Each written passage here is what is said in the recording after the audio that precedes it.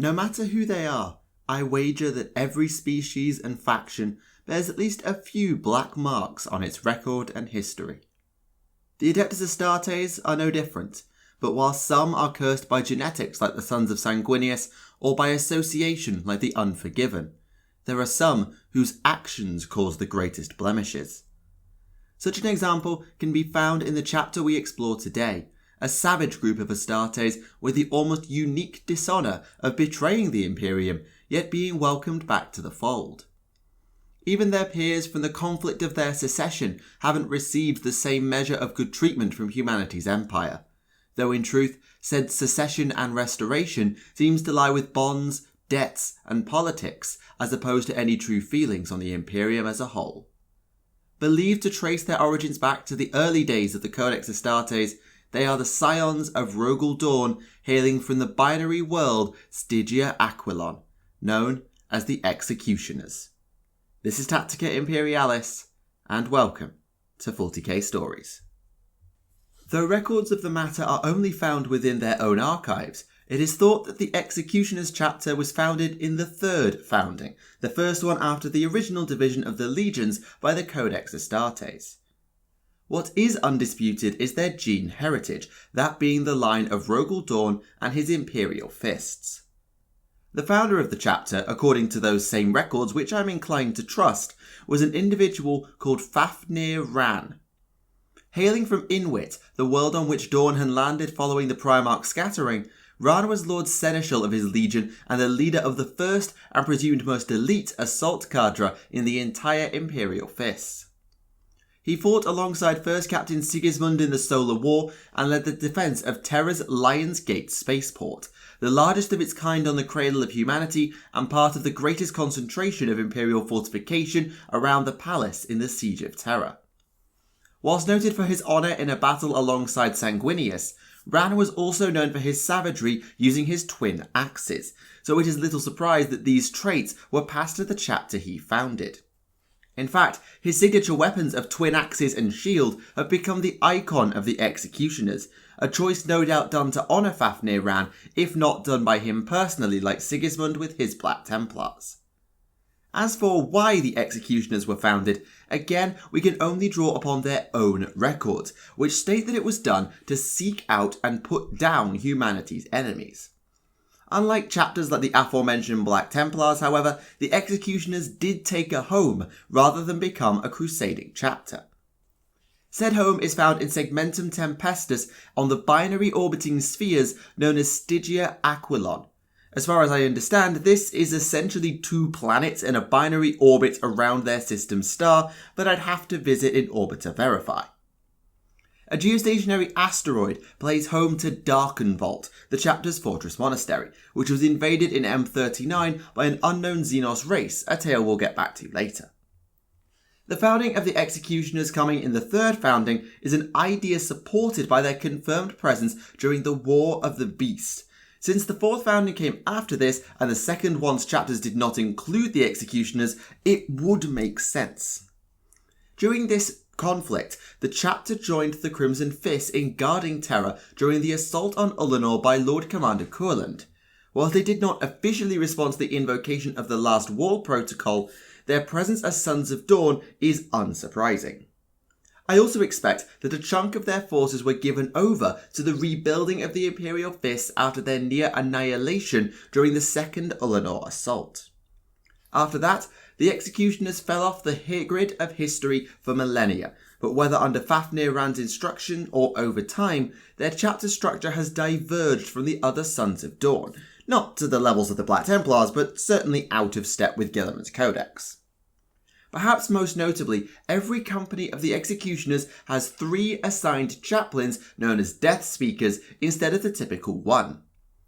This serves 2 purposes: tempering the Executioners to maintain order, but also to keep records of death tolls and history, both positive and negative. This is why I'm inclined to trust chapter records for the most part, as it's implied the Death Speakers are very meticulous, so will likely be somewhat honest. Company and chapter command is actually less rigorous despite these extra chaplains, as each captain is given a huge amount of autonomy even relative to codex compliant chapters. They are even permitted to challenge the High Executioner, their name for the Chapter Master, for command in the case of what is essentially a vote of no confidence.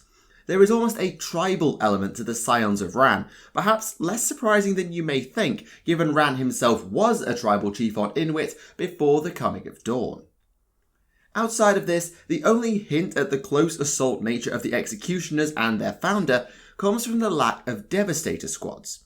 They do maintain a reserve company to hold such squads, but on the mainline battle companies, they are replaced by Stern Guard veterans or equivalent. Sadly, we have no records of them receiving Primaris reinforcement at this time, so I cannot comment on their integration or arrival or anything else.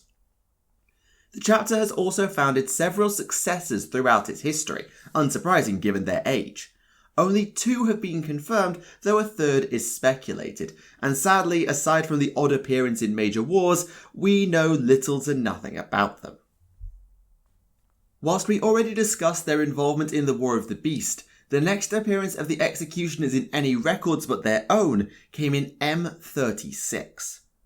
Whilst the infamous Age of Apostasy was rightly the greatest religious conflict of the time, there were many other wars that sprung up in the wake of Goj Van Dyer's death.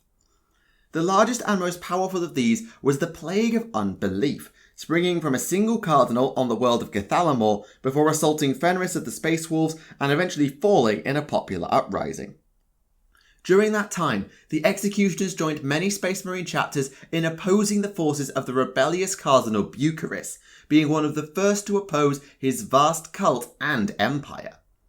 However, it was during the invasion of Fenris that the Scions of Ran would make their biggest and bloodiest mark. They didn't assist the Sons of Russ in any way, the planet was under siege, and the Wolves didn't really have a problem since their fortress was never breached. But instead, they hit the hive world of Nova Sulis, whose water barons had signed on wholesale with Bucharest. I've mentioned several times that the Executioners are considered savage in many ways, and this is the battle that best demonstrates it. A brutal orbital bombardment followed by a total massacre, with anyone who stood in the chapter's way being cut down. This was no surgical strike either, but a near desolation of Nova Sulis, sweeping through the factory districts and destroying the productivity of the whole planet. Leaving kilometres of spike-impaled heads on the road behind them, anarchy and further devastation would hit Nova Sulis for years following the departure of the Executioners, a hallmark of just how hard the Astartes had hit the world with seemingly no care for the consequences.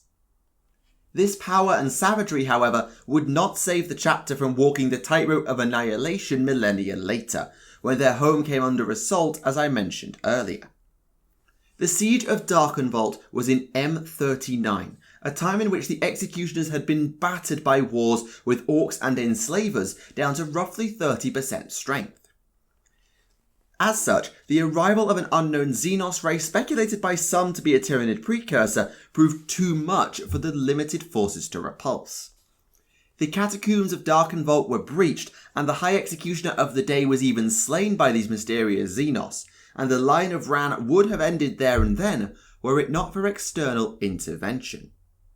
Said intervention came from Battlefleet Tempestus led by the Astral Claws chapter under Luft Huron. The cost of the claws was incredibly heavy, to the Executioners likely even more so, but the Xenos were put down, the chapter was saved, and Darkenvault was preserved. Honourable like their Genesire, the Executioners pledged a debt to come to the aid of the Astral Claws should they be needed in the future. Unfortunately, when said debt was called in, it was not with honourable intentions by the Lord of the Claws. In 904 M41, the Badab War broke out between the Imperium and a series of secessionist chapters led by Huron and his Astral Claws. The Executioners were not part of the triumvirate of chapters that officially seceded to begin with, but following the flashpoint of the war between the Claws and the Firehawks, they were called in by Huron to assist in the war with the Imperium.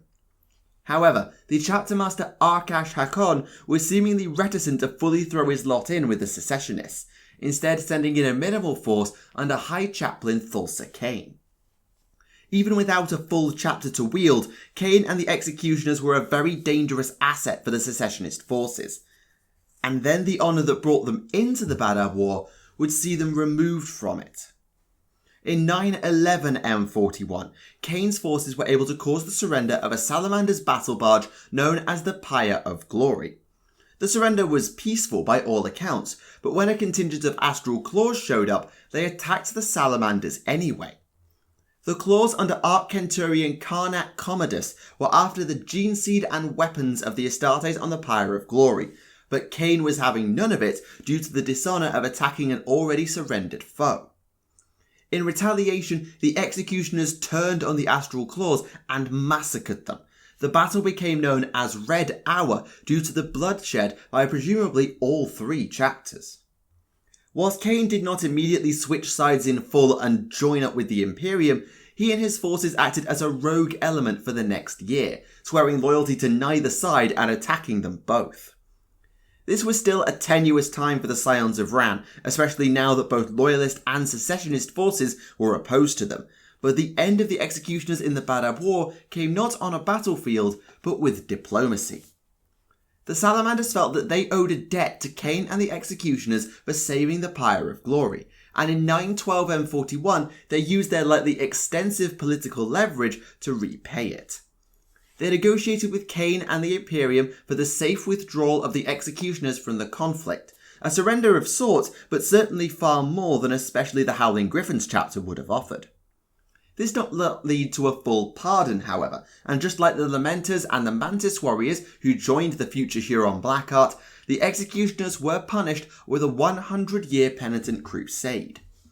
But unlike those chapters who only surrendered due to force, the Executioners did not suffer the same punishment as, say, the Mantis warriors who lost their home and their chapter master.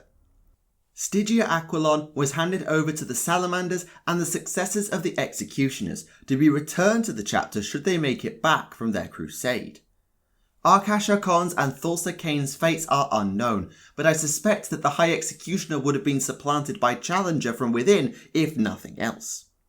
From there, it appears that the Executioners succeeded in their penance, though they still may not have made it back to Stygia Aquilon after becoming embroiled in the wars of the Orpheus sector. The details of that war's resolution have not reached me due to presumably the Noctis Aeterna, so the eventual fate of the Scions of Ran remains unknown.